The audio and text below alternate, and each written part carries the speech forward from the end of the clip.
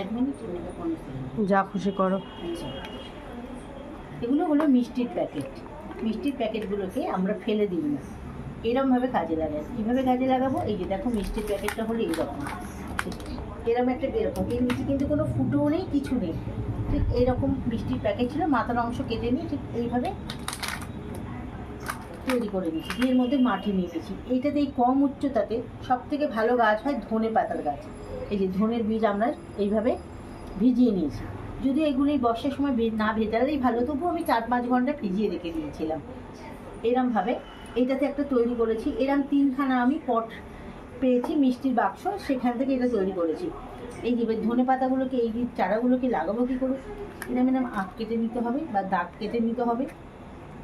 মাটিটাকে এবড়ো খেবড়ো করে নিই, এইভাবে ছড়িয়ে দিতে হবে।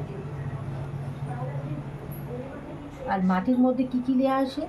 মাটির মধ্যে দেওয়া হয়েছে একটু জৈব সার, গোবর সার মিশিয়ে দিয়েছি মাটির সাথে। প্লেন গার্ডেন সয়েল ব্যবহার করা হয়েছে।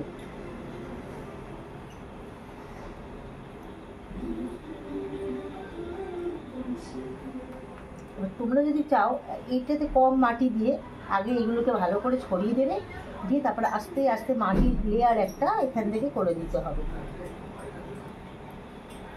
দিয়ে এই জলটাই আমি দিয়ে দেবো এর মধ্যে।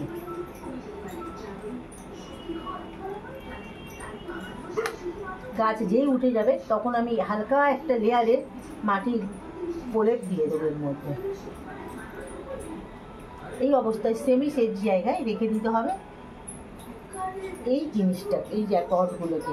এখানে বেশি রোদও আসবে না, আবার ছাওয়াও থাকবে না। আমি আমার ব্যালকনির একটা পার্ট আছে যেখানে খুব রোদ আসে, সেখানটাতে রেখে দেবো।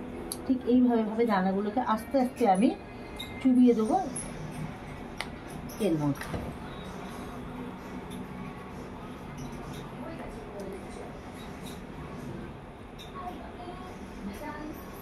ব্যাস, গাছ তৈরি। এবারে দিন 10-এর মধ্যে এর থেকে যখন গাছ বের হবে তখন আমি একটু রোদে রাখবো দিনের বেলাটা, বাদ বাকি সময় সেমিসের জায়গায় রেখে দিলে এখন সারা শীত ফেব্রুয়ারি মাস অবধি এই ধনে পাতা ব্যবহার করা যাবে।